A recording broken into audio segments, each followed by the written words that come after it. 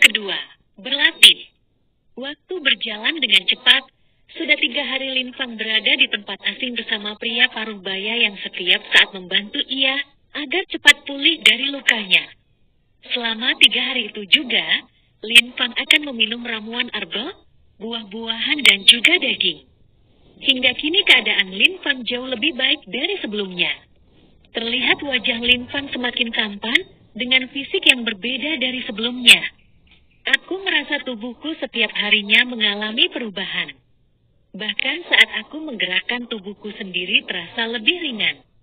Batin Lin Fang dengan memejamkan matanya. Pria paruh baya yang hingga saat ini tidak diketahui akan identitasnya, memasuki ruangan yang ditempati Lin Fang dengan tersenyum ramah. "Kamu sudah bangun?" Lin Fang yang sedang memejamkan matanya, perlahan membukanya. "Terima kasih," ucap Lin Fang dengan tulus. Pria paruh baya itu berjalan mendekati Lin Fang yang sedang berbaring di atas tempat tidur terbuat dari kayu. "Tidak perlu berterima kasih terlalu cepat, karena ini semua tidak gratis. Perkenalkan, namaku Xiao Chan," ucap pria paruh baya itu memperkenalkan diri kepada Lin Fang. Lin Fang yang merasa tubuhnya sudah pulih sepenuhnya, bangkit dari posisi berbaring, lalu duduk di atas tempat tidur. "Senior, namaku Lin Fang. Aku sudah mengetahuinya," ucapnya dengan melemparkan kalung giok milik Lin Fang. "Aku sudah membuka segel yang terdapat pada kalung giokmu itu." Lin Fang terlihat cukup terkejut mendengar ucapan Xiao Chan. "Maaf senior, bolehkah aku bertanya sesuatu kepada senior?" tanya Lin Fang dengan serius. Xiao Chan menganggukkan kepalanya. "Panggil aku Guru Chan. Setelah itu, aku akan menjawab semua pertanyaanmu itu." Lin Fang terdiam beberapa saat. Apa ini artinya senior ingin mengangkatku menjadi murid? Benar. Lin Fang yang melihat keseriusan di mata Xiao Chan, lalu berpikir sejenak sebelum akhirnya dia mulai memantapkan hatinya. Apakah ini sebuah kesempatan untukku membalaskan dendam, serta mengetahui siapa sebenarnya kedua orang tuaku? Batin Lin Fang menatap Xiao Chan dengan pandangan yang sulit diartikan. Lin Fang menarik nafasnya dalam-dalam, lalu menghembuskan secara perlahan.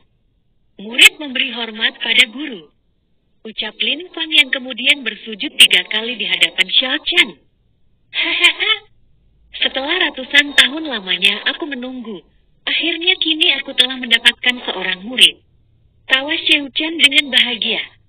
Setelah menunggu selama ratusan tahun lamanya, akhirnya kini dia dapat menemukan seorang anak yang telah diramalkan oleh leluhurnya. Bahwa suatu saat akan muncul seorang pemuda yang mempunyai tubuh khusus di dunia kultivator. Ini menjadi alasan mengapa dia meninggalkan dunia asalnya dan menetap di hutan larangan. Tidak salah lagi, ternyata apa yang dikatakan oleh leluhur benar. Bahwa penerus Kaisar Naga yang Agung telah terlahir kembali. Batin Xiao Chan melihat ke arah Lin Fang dengan senyum yang selalu menghiasi wajahnya. "Kemarilah Feng, guru akan menjawab semua pertanyaanmu." Lalu mengajak Lin Fang menuju tempat duduk yang berada di ujung ruangan itu. Lin Fang menganggukkan kepala dengan patuh, kemudian mengikuti di belakangnya. "Baik, guru sebenarnya telah mengetahui apa yang ingin kamu tanyakan. Yang pertama, guru akan menjelaskan tentang tubuh khusus yang disebut tubuh Kaisar Langit yang kamu miliki. Tubuh Kaisar Langit adalah tubuh khusus yang hanya dimiliki oleh Sang Kaisar Dewa Naga. Dia adalah orang terkuat di seluruh dunia bawah maupun dunia atas. Namun sudah puluhan juta tahun lamanya dia telah tiada karena telah merasa bosan hidup terlalu lama dan akhirnya memutuskan untuk berinkarnasi ke tubuh orang lain suatu saat nanti." Lin Fang terlihat bingung mendengarkan ucapan Guru Chan, sedangkan Guru Chan sendiri yang mengerti apa yang difikirkan oleh muridnya hanya mampu menahan tawanya. "Mari kita lanjutkan penjelasannya," ucap Guru Chan, lalu menjelaskan kembali semuanya kepada Lin Fang tentang tipe tubuh yang dimilikinya. Tubuh Kaisar Langit sendiri adalah tipe tubuh khusus yang hanya dimiliki oleh seorang Dewa Naga terdahulu.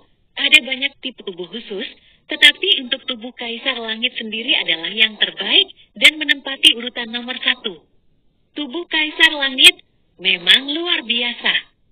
Saat kamu sudah berada di puncak nanti, kamu akan ditakuti oleh para dewa. Hanya saja, tip tubuh Kaisar Langit tidak akan berjalan dengan baik jika tidak mampu mengolahnya seperti yang kau alami saat ini. Bagaimana dirimu tidak dapat berkultivasi dan hanya mampu menjadi orang biasa saja? Lin Fang yang dengan serius mendengarkan ucapan Guru Chan, akhirnya sedikit memahami. Kini dia mulai menyadari mengapa tubuhnya terlihat sangat lemah dibandingkan remaja seumur dengannya. Guru, lalu bagaimana dengan batu giok yang menjadi kalungku ini? Tanya Lin Fang dengan memperlihatkan batu giok berwarna biru muda itu. Guru Chan menggelengkan kepala. Untuk pertanyaanmu itu, aku belum bisa menjawabnya saat ini, tetapi aku berjanji akan menjawabnya setelah kamu mampu berkultivasi dan menjadi seorang kultivator. Mengapa bisa demikian, Guru? Simpan rasa penasaranmu itu, sebaiknya kamu mulai fokus untuk berlatih agar segera mengetahui rahasia di balik batu giok yang kamu gunakan. Lin Fang terdiam. Guru, lalu bagaimana cara agar aku dapat berkultivasi dan menjadi seorang kultivator? Kamu tenang saja, karena kamu sudah menjadi muridku, maka aku sendiri yang akan membimbingmu agar dapat berkultivasi dan menjadi seorang kultivator nomor 1. Ucap Xiao Chan dengan bangga. Terima kasih banyak, Guru. Apakah kita akan berlatih sekarang, Guru? Tanya Lin Fang dengan semangat. Tentu saja, lebih cepat lebih baik. Aku akan membawamu ke suatu tempat. Lalu menghilang dari tempatnya dengan membawa Lin Fang. Lin Fang sendiri merasa seperti mimpi, karena tiba-tiba dia telah berpindah tempat. Dengan raut wajah kaget, Lin Fang mulai fokus menatap ke depan. Terlihat di depan Lin Fang, kini terdapat sebuah kolam berwarna merah dengan hawa panas yang muncul di sekitarnya. Lin Fang yang merasa penasaran dengan kolam yang ada di hadapannya itu berjalan mendekatinya. Guru, apa ini? Tanya Lin Fang berjalan ke arah kolam. Arga! Teriak Lin Fang karena tiba-tiba tubuhnya melayang dan masuk ke dalam kolam.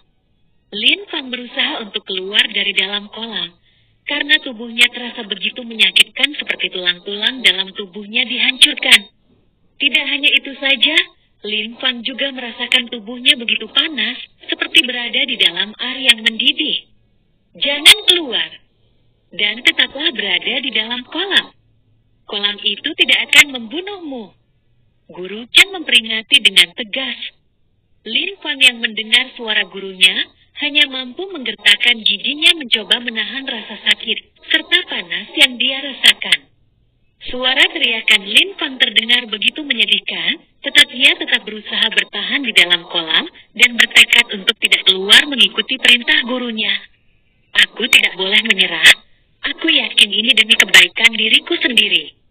Batin Lin Fang dengan tekad yang kuat. Bab